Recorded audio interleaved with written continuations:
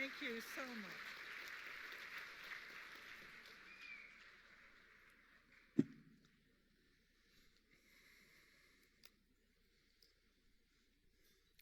Women have shaped the character of Newfoundland and Labrador from the beginning. And Newfoundland and Labrador, in turn, has shaped us. Our experience living here has made us strong and resilient, able to adapt to challenges and opportunities. It has honed our talents and skills, preparing us and propelling us to get things done. It has nurtured in us an empathy for others and motivated us to reach out to those in need, even at times when there was little to give. I am absolutely thrilled to welcome all of you to the launch of Ovations. This event is about bringing women together from across Newfoundland and Labrador to recognize the accomplishments of those who came before us, to celebrate the achievements of those among us now, and to explore ways to encourage and uplift one another as we achieve even more. Celebrating women here at this time of year, in the middle of January, when the bitter North Atlantic winds lash our coast with freezing spray and bone-chilling cold, one can only imagine the hardships of surviving winter here in the early days, with next to nothing to shelter or feed you or those you love. But thousands of women did just that.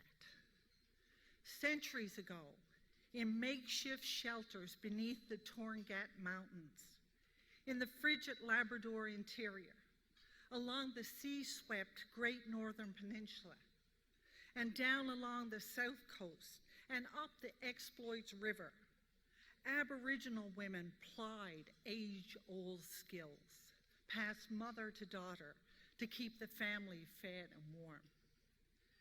10 centuries ago, on the longboats, Norse women traveled the seas to lands and meadows where, with primitive tools, they dug caverns like wombs in the soil, covering themselves with sods to brave the worst that nature could heave their way.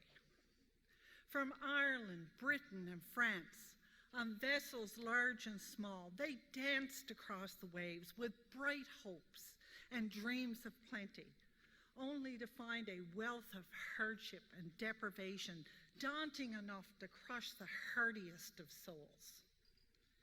But these women were not crushed. They were strong and resolute, resourceful and resilient. The more that nature unleashed its worst, the more determined they became to weather the storm. They stood shoulder to shoulder with their fathers, husbands, and brothers, building communities and working for survival. These women were full partners in the effort, struggle and toil to make a life here in this harsh environment. When the men set sail for the fishing grounds or the ice floes, the women held their own, working, as women so often do, collaboratively. Together, they were the backbone and sinew and muscle and heart and soul of the community. They were all the things they needed to be to survive. They were the builders of community, cutting wood, hauling logs, and building homes. They were the providers of food, making fish, keeping gardens, and hunting game. They were the nurturers of family, cooking, cleaning, patching clothes, and healing wounds. They were midwives and morticians and everything in between. They were anchors in every storm. Without these women, every community ever built on these shores would have perished. One of my favorite books of all time is Random Passage by Bernice Morgan. And I'm so delighted that Bernice will be reading an excerpt from Random Passage later this evening. Let me tell you why this book has such a profound effect on me. It is because it speaks to the character of who we are as Newfoundlanders and Labradorians and depicts the history that has shaped us. Random Passage shows a hard-working, resilient people who struggled to survive and did back-breaking work only to see their rightful share of resource riches go to build the fortunes of others. Despite this imbalance, people fought for survival, and women were equal partners in that struggle. However, women had the additional struggle for equality and social justice. To that fight, they brought distinct characteristics and an indomitable spirit. No one captures that spirit and the spirit of this conference more poignantly than Bernice's character, Mary Bundle, a survivor in circumstances most can scarcely imagine. Assaulted and abused, framed and blackmailed, hunted and scorned, a single mom without a patron to protect her. She knows she has no hope of finding justice for the wrongs she's suffered and flees in search of a place that's safe. Hardened by circumstances, struggling to survive, cultivating social graces was never the priority for Mary. She is blunt and brazen, always the outsider, never invited to fit in. Yet this woman, denied justice and acceptance by others, freely puts her own neck at risk to serve the very ones who shut her out. Thirsting for justice, she is compelled to draw from a well deep within her own soul the strength to come to the aid of others in need. And aren't we all fortunate to have known women like Mary in our own lives who teach us about strength of character, resiliency, and compassion? When I reflect on this, I often think of my own mother, who was a source of inspiration and strength in my life. While she raised my 10 siblings and myself, she also ran several businesses, tended on the borders, cooked 3 full meals a day, and baked a dozen loaves of bread every second day. And she did all of this with little money, no washer or dryer or modern convenience. And still, dog-tired every night, she sat at the table doing homework with her children so they would thrive, so they would have a better life than she had. If there was a need in the community, she was one of the first to address it. It is women like her and like the women you know, on whose shoulders we stand, strong, resourceful, selfless women who made a difference in the lives of their family and in the life of their community. From the time of Mary Bundle, generation after generation of women with blood, tears, and sweat transfused Newfoundland and Labrador with the gift of life.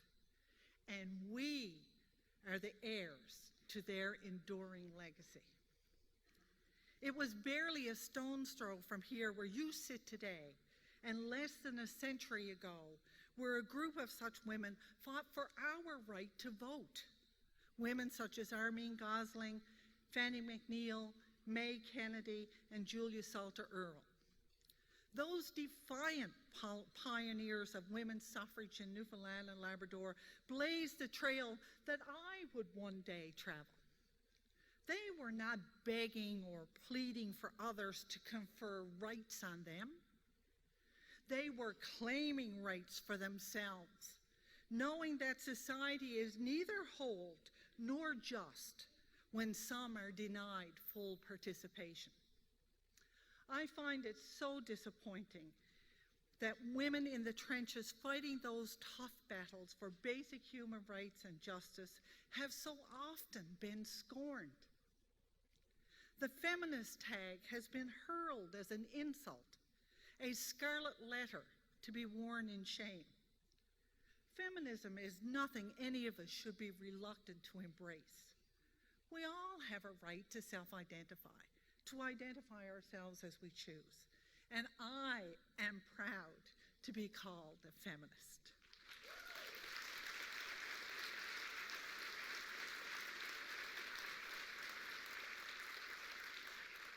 Simply described, feminism is wanting the same opportunities for your daughter as for your son.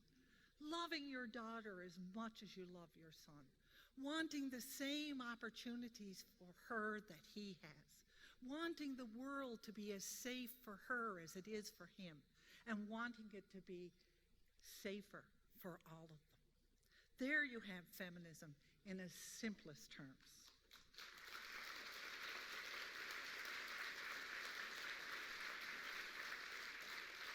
And if we want change, we will need feminists who are willing to continue the battles, because change does not happen on its own. It happens because somebody thinks a thought, initiates an action, and with a principled approach and sustained activity is willing to put something on the line for justice.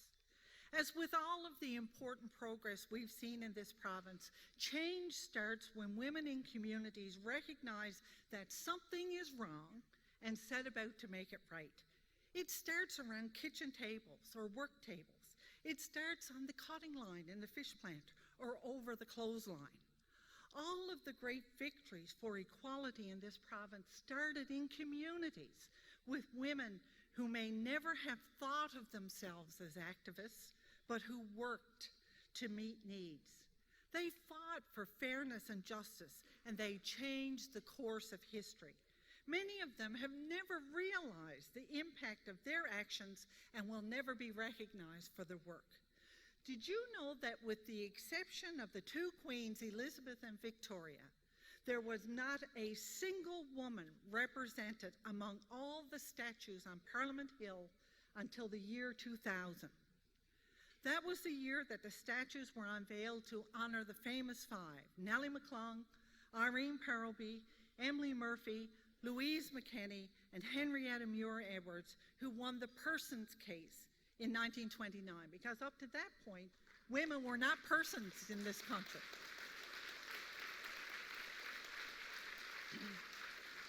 Quite fittingly, sculptor Barbara Patterson chose to include an empty chair. That chair, to me, represents all the women who have worked throughout history but will never be recognized. It also represents, though, the place for all of us to join the fight. Past victories not only inspire us to acknowledge the work already done, but they challenge us to join in the action. For each of us, filling that chair is important because some may be under the impression that we as women have finally arrived and all the hard work is done. And although we have made great strides, there is still a great deal of work. For example, women are still underrepresented in trades and technology, the areas that fuel our economic engine here in Newfoundland and Labrador. Less than 4% of the labor force on the Hibernia project were women, and less than 1% were involved in trades and technology. Less than 1% because they were so low we couldn't measure it. This province now has gender equity and diversity agreements that Charlene just spoke about, but the progress is slow. And we are still a long way from fair access to the lucrative salaries that accompany trades and technology jobs in these sectors. In the corporate world, according to the Conference Board of Canada, it will take 151 years for women to achieve parity with men in middle management positions at the current rate of advancement. Now, I don't know where you are, but I'm not waiting 151 years.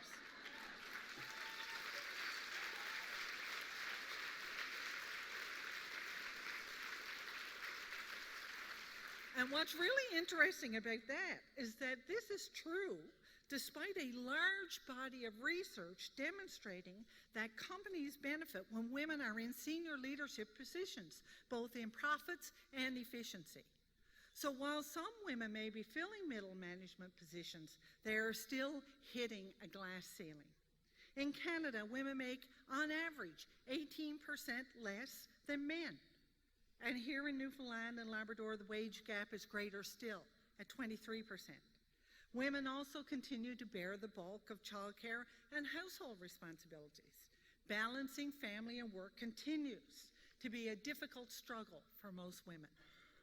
There is still a great deal of work needed, and while we have made some strides, we must remember the lessons of World War II. Women left their homes and became captains of industry, running businesses, staffing factories, and keeping commerce going while the men were away at war.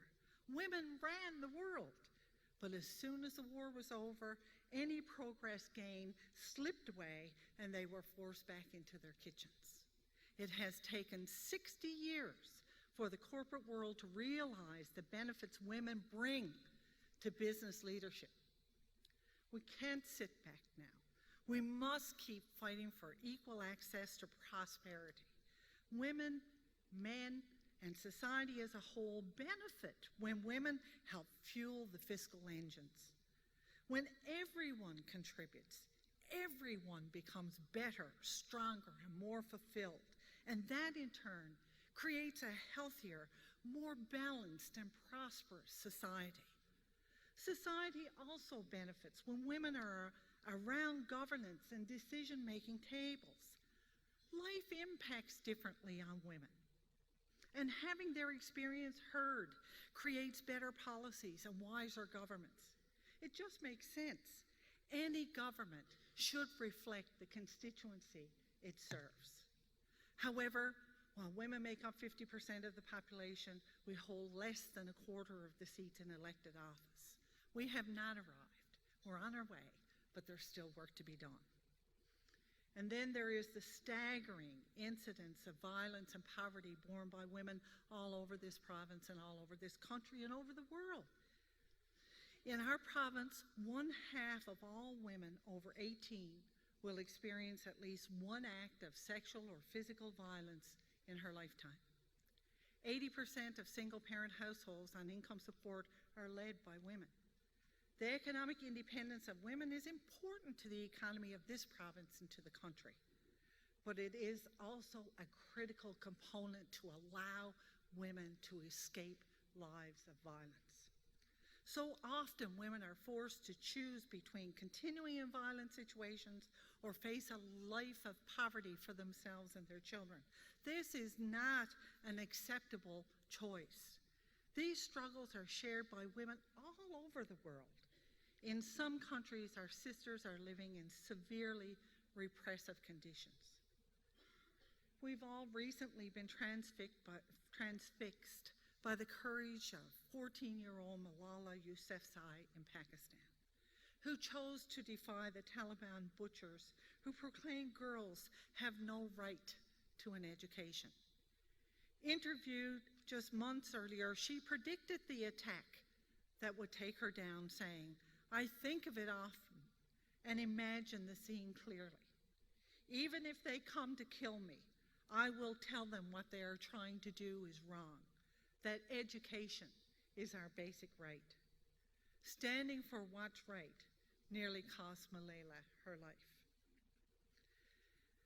These are some of the reasons for why coming together for Ovations is so important. We need to celebrate how far we've come, and we must let those victories inspire us and mobilize us for the work that's still to be done.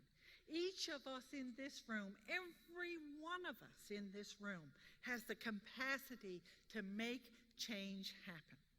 No matter who you are or where your life has taken you, you have experiences and opportunities that can change the world around you.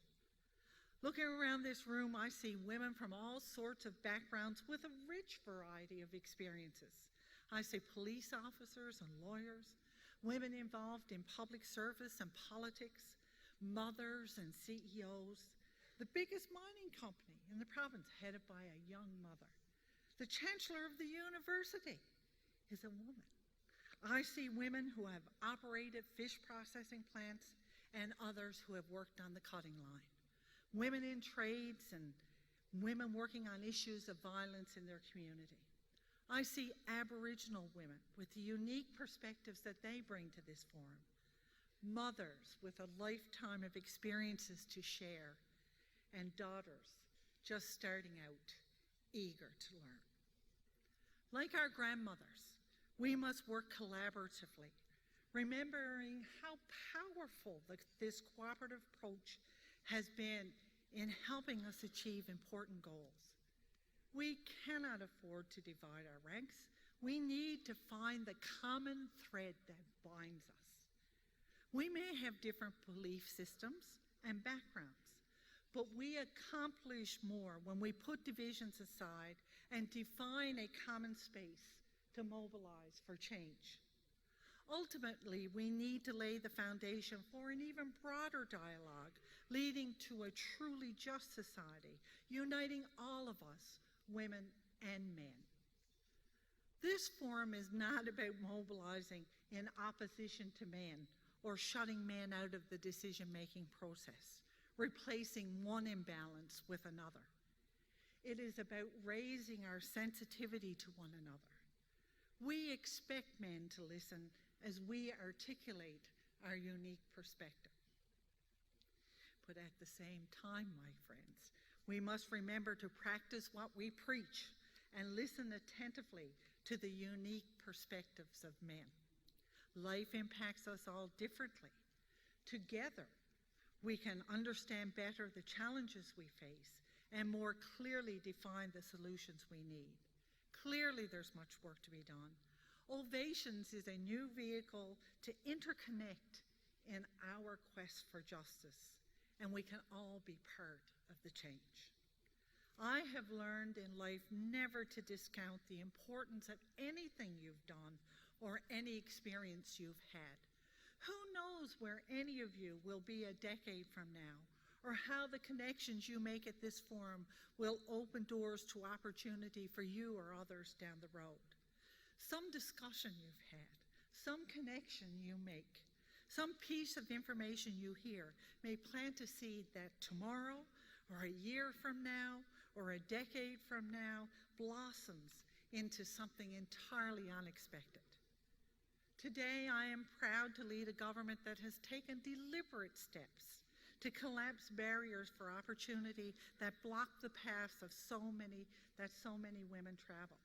I recognize that with my background, a background radically different from any of those previous premiers of this province, I realize that I have a unique perspective on the barriers many women face and a unique opportunity to act for change. Just the fact that I became premier demonstrates clearly to young women that they can do the same. All things are possible.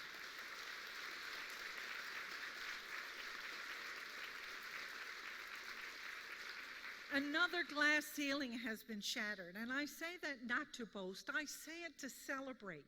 It's been a long, long time coming, and we've only just begun. Irrespective of the differences that divide us, regardless of the vehicles that have transported us on our journey, we have parked our agendas at the door and come together as women equals to celebrate our respective successes, to lift one another up, and to inspire one another for victories yet to come.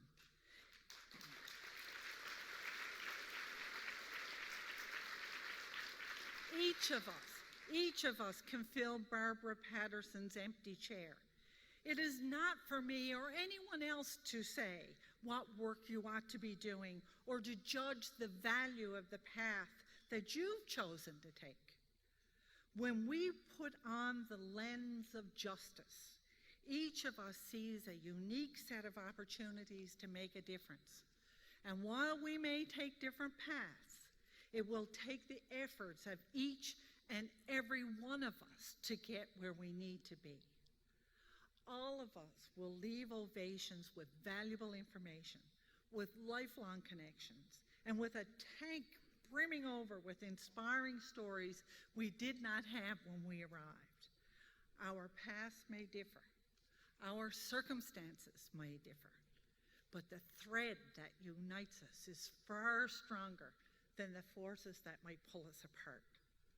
Let's all resolve to ensure this event is just the beginning of something truly transformational in all our lives and in our province. Let's all resolve to put on that lens that allows us to see our neighbor through the eyes of compassion and to let that vision move us. Because one thing is for certain, when you do that, a change is going to come. Thank you.